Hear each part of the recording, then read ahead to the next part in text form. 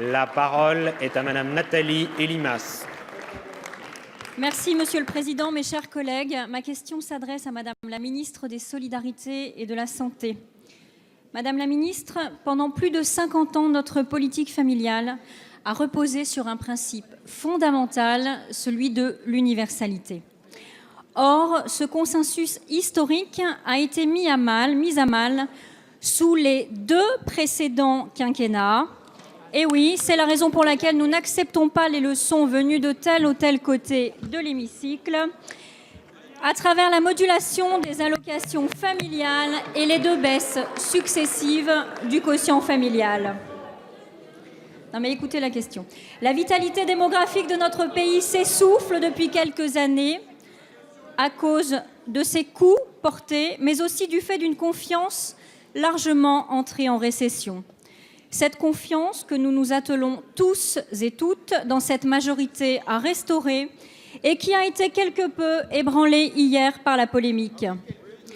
Nous sommes évidemment ouverts au débat sur la politique familiale qui, comme toute politique, peut être améliorée. Mais nous rappelons aussi qu'elle ne doit pas être confondue avec la politique sociale. Le fait d'accueillir un enfant ne peut être l'objet d'une redistribution. Et ce serait d'ailleurs se tromper sur la nature de la politique familiale que de le penser ainsi. Le président de la République s'est engagé sur le maintien et même sur l'augmentation du quotient familial. Nous avons d'ailleurs soutenu cet engagement lors du débat sur le PLFSS 2018 et le groupe MoDem réaffirme aujourd'hui son engagement et son attachement au quotient familial. Madame la ministre, mes 2 questions très rapidement, parce que ce sujet suscite de nombreuses interrogations. Pouvez-vous assurer à la représentation nationale que le quotient familial ne sera pas supprimé? Madame la députée, et enfin, parce que nous vous avons entendu... La parole est à Madame Agnès Buzyn, ministre des Solidarités et de la Santé.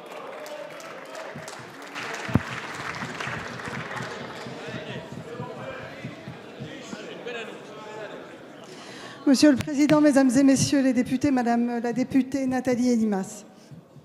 Vous l'avez dit, la politique familiale est un pilier historique de la sécurité sociale. Elle touche directement la vie des Français. C'est certes un vecteur de réduction des inégalités, mais aussi de conciliation vie familiale, vie professionnelle, de soutien à la natalité. J'ai à de nombreuses occasions, encore hier, pu dire mon attachement à ce qu'elle soit préservée, y compris dans son aspect universel.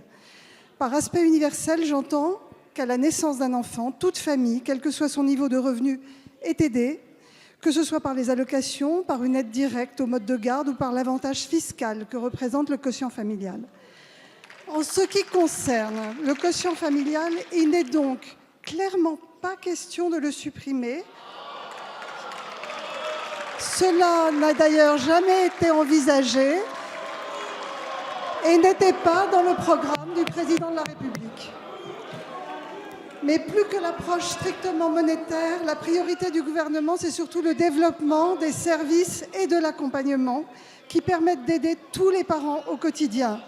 Nous avons notamment 3 objectifs.